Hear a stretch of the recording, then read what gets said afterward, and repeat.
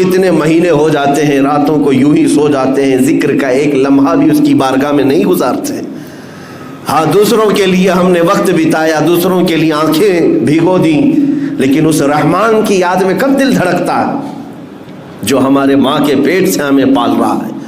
آپ کو پتہ ہے ہمارے دنیا میں آنے سے پہلے ہی ہمارے ماں کے پیٹ میں جب ہم تھے، جیسے ہی ہماری ماں حاملہ ہوتی ہے اس کے جو ایام ہر مہینے آتے تھے وہ بند ہو جاتے ہیں، خون بند ہو جاتا ہے، اور اس کے بعد 6 مہینے پہلے سے ہی اس کے سینے میں خون سے دودھ بننا شروع ہو جاتا ہے۔ تمہارے آنے سے 6 مہینے پہلے مولا تمہارے رزق کا انتظام کر رہا ہے۔ بتاؤ کون ہے جو خون سے دودھ کو بناتا ہے؟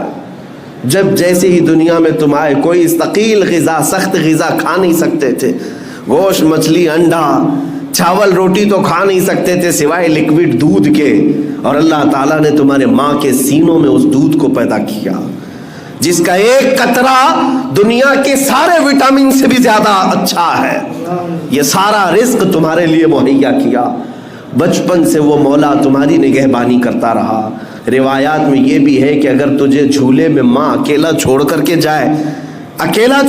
جائے تو مولا 2 فرشتوں کو اتارتا ہے کہ بچی کی حفاظت کرے۔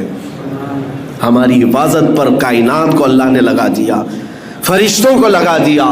بس کہنا اتنا ہی ہے کہ اگر یہ بندے اس کی ساری نعمتیں لے کر کے بھی اگر اس کے نہ ہو سکے تو پھر یہ کسی کے نہیں ہو سکیں گے، کسی کے نہیں ہو سکے۔ اسی لیے شیخ سعدی رحمۃ اللہ تعالی علیہ فرماتے ہیں ایسے بندے کو جو نماز سے غافل ہے، اللہ تعالیٰ کی بارگاہ میں نہیں آتا، اس کو قرضہ بھی مت دو، اس کو قرضہ مت دو۔ پوچھا گیا کیوں؟ کہا جو اللہ کا فرض نہیں ادا کرتا وہ تمہارا قرض کیا ادا کرے گا؟ تو جو اپنے خالق کا، اپنے رب کا نہیں ہو سکے گا تو پھر وہ کس کا ہو سکتا ہے؟ اس لیے میرا میسج صرف اتنا ہے کہ اس بھری کائنات میں ہمارے دکھوں کا، ہمارے دردوں کا مداوا کوئی کر سکتا ہے تو وہ رب العالمین ہے، وہ مالک ذوالجلال والاکرام ہے۔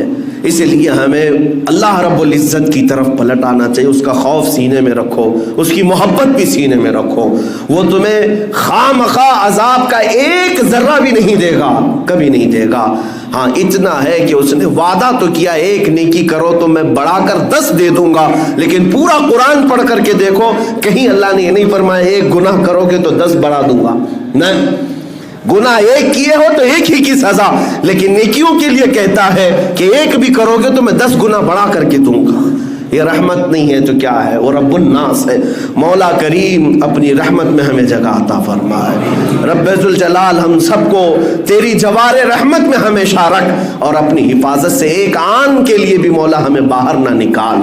مولا ہماری موت آئے تو تجھ پر ایمان لاتے ہوئے موت آئے، اور تیری بارگاہ میں سرخروئی کے ساتھ ہمیں اٹھایا جائے۔ وآخر دعوانا الحمدللہ رب العالمین۔